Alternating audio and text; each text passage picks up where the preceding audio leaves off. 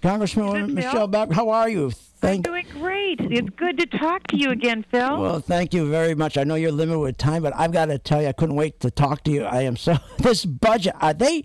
First of all, the budget, they got to be nuts. How are they going to save $1.1 trillion? And it's ridiculous when they're telling us inflation is going to be 2% for the next 10 years. Unemployment is going to be 5% for the next year. GDP is only going to grow 3.2% for the next. What is wrong with these people? Well, this is what the Obama administration has done with all of their past budgets.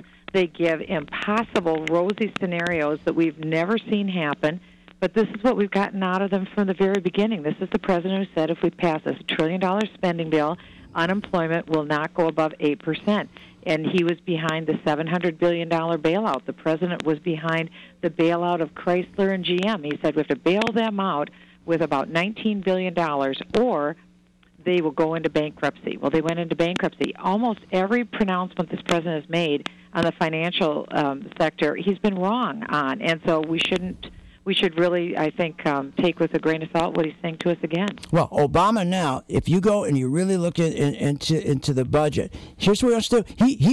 He still wants to spend. He still wants to increase the big budget, government. How's he going to do it? By increasing our marginal tax rate from 35% to 40%. He's going to take our capital gains, dividends, 15% to 20%, and our death tax, 35 to 40%. And people don't understand this. That's right. And what it all means then is the president who sees that government is the answer, and when we have problems, he thinks that the solution is more government. And so he wants to take more money away from all of your listeners, truly more money, and so we'll all have less to live on so that government can have more. That's the bottom line. In fact, the current budget that the president put in front of us is a $1.6 trillion tax hike. This isn't savings that the president is talking about. What he's talking about is taking a lot more money away from your listeners, a lot more.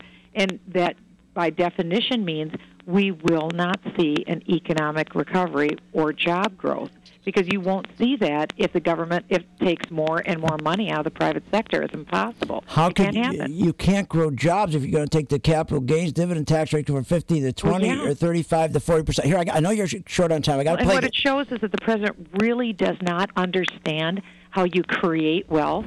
And he has an antipathy toward you owning wealth. He wants government to have your wealth, but he has an antipathy toward individuals holding it. And it's really sad because it shows he doesn't know how to do it. My husband and I have started our own business. I am a tax lawyer. I get private wealth creation, and we're not seeing it out of his policies. I'm going to play a quick cut for you. Listen to this. We've had an ongoing discussion about health care. Both of us want to provide health care to all Americans.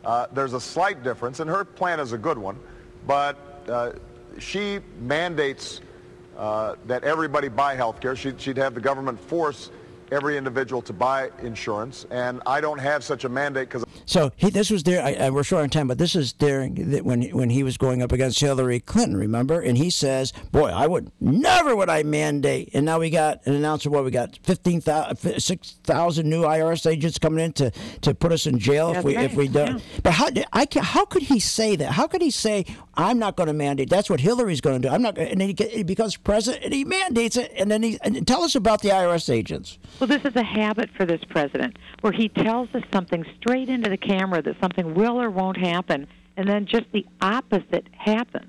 As a matter of fact, let me just give you one final statistic.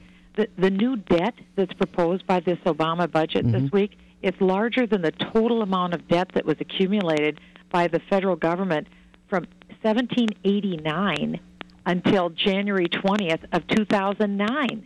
That's just the new debt he's proposing now. I mean, it is so out of bounds that we can't even understand it anymore. About 10, 12 seconds left. Are you going to run for president? 10 seconds. Going to run for president? People have urged me to do it, and I'm listening to people about it, and that's all the farther I know. I haven't made a decision.